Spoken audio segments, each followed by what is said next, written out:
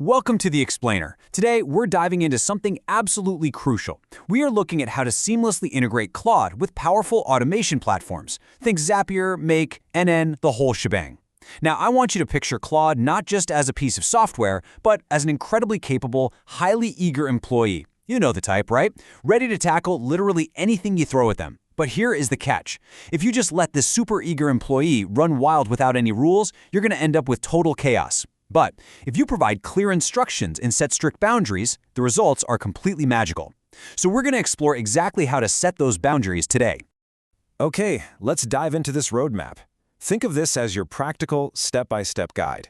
We'll cover the discipline of no-code, designing smart triggers, scoping workflow steps, and setting safe boundaries. Finally, we'll look at a real-world field story before synthesizing everything into 3 shared steps. All right, Section 1, the discipline of no code, and why easy does not mean structureless. So there's this really common paradox floating around the tech world, and it's the idea that no-code platforms are just entirely effortless. People often assume that, hey, because you aren't sitting there actively writing lines of code, you can just kind of loosely drag and drop some blocks and the whole thing will magically organize itself. But actually, scratch that. That is not how it works at all. Connecting a wildly powerful artificial intelligence to an automation platform actually requires a completely different, much stricter kind of architectural discipline. Being code-free does not remove the critical need for discipline. That right there is our core thesis for today. We have really got to shift our mindset away from assuming no code is this chaotic, free-flowing playground.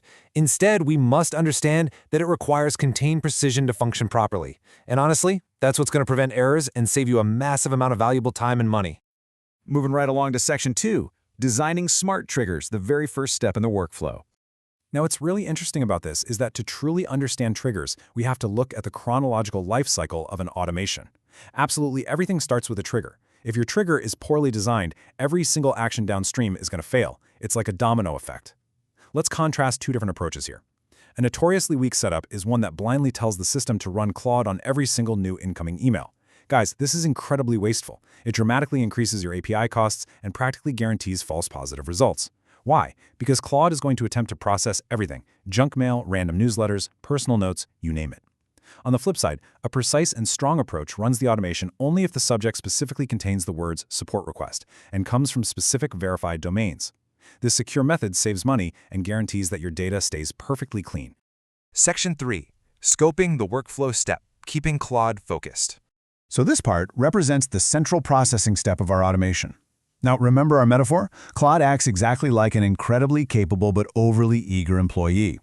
If you give a weak, open-ended prompt, like simply telling the AI to just process this data, that boundless eagerness is going to completely break your workflow. The next step in your automation tool will have absolutely no idea what to expect, making the output entirely unpredictable. Instead, we have to deliberately limit the instructions. You need to tell the AI to choose only tech, billing, or general, and, this is key, command it to write absolutely nothing else.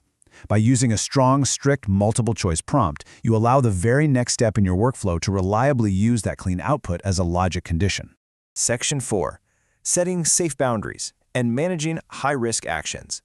So the crucial point here is that we must carefully manage the final stage of automation, which is the actual output action. This is where the digital world meets the real world, and trust me, it is the danger zone. A weak setup links the AI directly to irreversible actions, things like processing automatic refunds or permanently deleting user accounts. No way, right? The real damage of a simple misclassification here is massive. A single mistake can easily translate into actual financial loss or just deep customer frustration. The much smarter, strong approach involves creating a mandatory human-in-the-loop approval step before actioning anything serious. It is a brilliant display of discipline to fully automate all those low-risk classification steps while intentionally pausing for human review on the high-risk output actions. Section 5. A real-world field story, the cost of an open trigger. Okay, I want to share a real anonymous field story right from the source material that serves as a bit of a cautionary tale. First off, an eager team set up an open trigger that captured literally all incoming emails for their support desk. Because of that wide-open gateway, Claude naturally misinterpreted a completely irrelevant non-support email. This rapid escalation resulted in a completely wrong auto-reply being sent directly to a real customer. Not great. But the team realized their mistake very quickly. They immediately added a heavily filtered trigger at the start and a human-in-the-loop review queue at the end.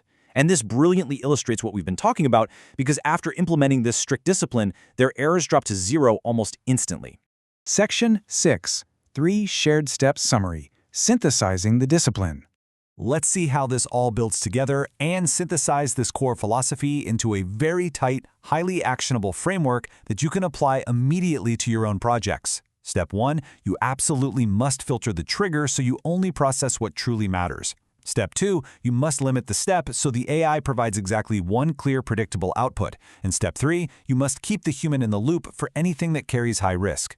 These 3 interconnected rules are what define truly strong automation, and they ensure your workflows remain incredibly safe and super cost-effective. We have covered a ton of important ground today on mastering no-code discipline. AI brings incredible power to the table, but power without guardrails? That's just a disaster waiting to happen. So before you go and build your next automation, I want you to ask yourself, are you effectively managing an eager employee, or are you just letting chaos run the show? If you found this useful, like the video and subscribe to the channel. Next episode, connecting Claude to external tools with MCP.